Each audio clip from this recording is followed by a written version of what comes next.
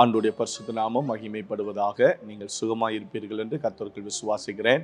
நல்ல வார்த்தை என்கிறதான இந்த ஒளி தொகுப்புக்கு உங்களை அன்போடு கூட நாங்கள் வரவேற்கிறோம். தேவன் நமக்கு தருகிற கர்த்தருடைய வார்த்தை உபாகமத்தின் புஸ்தகம் 30வது அதிகாரம் 19-20 வசனங்களை நான் உங்களுக்காக வாசிக்கிறேன். நீயும் உன் சந்ததியும் பிழைக்கும்படிக்கு நீ ஜீவனை தெரிந்து கொண்டு கர்த்தர் உன் பிதாக்களாகிய ஆபிரகாமுக்கும் ஈசாக்குக்கும் யாக்கோபுக்கும் கொடுப்பேன் என்று அவர்களுக்கு ஆணையிட்டு கொடுத்த தேசத்திலே குடியிருக்கும்படிக்கு உன் தேவனாகிய கர்த்தரில் அன்பு கூர்ந்து அவர் சத்தத்திற்கு செவி கொடுத்து அவரை பற்றிக் கொள்வாயாக. அவரே உனக்கு ஜீவனும் தீர்க்காயுசுமானவர் என்றார். கர்த்தருக்கு ஸ்தோத்திரம் உண்டாவதாக. அவரே உனக்கு ஜீவனும் தீர்க்க ஆயுசுமானவர். கர்த்தருக்கு ஸ்தோத்திரம் உண்டாவதாக. நானே வழியும் சத்தியமும் ஜீவனுமாய் இருக்கிறேன், என்னை அல்லாமல் ஒருவனும் பிதாவின் இடத்தில் வரான் என்று சொன்ன ஆண்டவராகிய இயேசு கிறிஸ்து இந்த இடத்துல சொல்லுகிறார், நானே உனக்கு ஜீவனாய் இருக்கிறேன், நானே உனக்கு தீர்க்காயுசாய் இருக்கிறேன். கர்த்தருக்கு ஸ்தோத்திரம் உண்டாவதாக.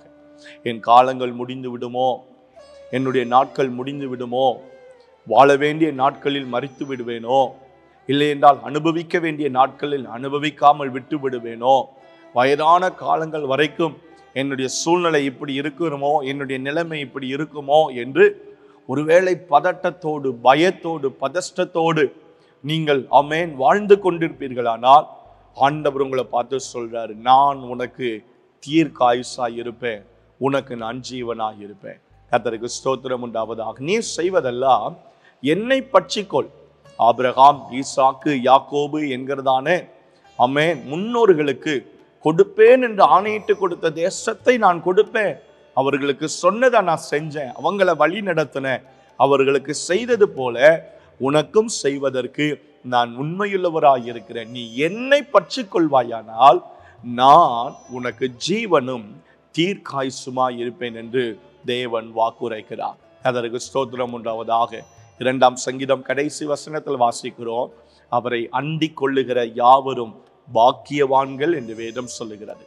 தேவனை உறுதியாய் நீங்கள் பற்றிக் கொள்வீர்களானால், தேவனை உறுதியாய் நீங்கள் பிடித்துக் கொள்வீர்களானால், கர்த்தர் உங்களுக்கு நித்திய ஜீவனாகவும் தீர்க்காயுசுமாகவும் இருந்து உங்களை செம்மையான வழியிலும் நலமான பாதையிலும் உங்களை நடத்துவார் என்பதில் எந்த சந்தேகமும் இல்லை. கர்த்தருக்கு ஸ்தோத்திரம் உண்டாவதாக. மனிதனை நம்புகிற நம்பிக்கை என்பது அல்ல, அதிகாரிகள் மீது வைக்கிற நம்பிக்கை என்பது அல்ல, இந்த உலகத்தில் வைக்கிற நம்பிக்கை என்பது அல்ல. தேவன் மேல நம்பிக்கை வைத்து அவரை முழுமையாய் உறுதியாய் பற்றி கொள்ளுகிற ஒவ்வொருவருக்கும் ஒவ்வொரு குடும்பத்திற்கும் என் தேவன் அடைக்கலமாகவும் கேடகமாகவும் கோட்டையாகவும் ஜீவனாகவும் தீர்க்காயுசுமாய் இருந்து நிச்சயம் வழி நடத்துவார் என்பதில் எந்த சந்தேகமும் இல்லை. நீங்கள் பிழைக்கும்படிக்கு நீங்கள் இந்த ஜீவனை தெரிந்து கொள்ளுங்கள் என்று ஆண்டவர் சொல்லுகிறார். தெரிந்து கொள்ளுங்க. கர்த்தர் நிச்சயம் உங்கள் குடும்பத்தை தெரிந்து கொண்டு மலை மேல் இருக்கிற பட்டணத்தை போல உங்களை வாழ வைக்க அவர் உண்மையுள்ளவர். இந்த வார்த்தையின்படியே இதை கேட்கிற ஒவ்வொருவரையும் ஆசீர்வதித்து நன்மையின் ஈவுகளுடைய பிள்ளைகளுக்கு உண்டாக கர்த்தாவே நீர் இரக்கம் செய்யும்படி நாங்கள் ஜெபிக்கிறோம். கிருபைக்குள்ள முழுவதும் தாழ்த்துகிறோம். பெரிய காரியங்களை செய்யும் இயேசுவின் அற்புதமான நாமத்தில் பிதாவே, ஆமென். ஆமென். Have a good day. கர்த்தர் உங்களை ஆசீர்வதிப்பாராக. ஆமென்.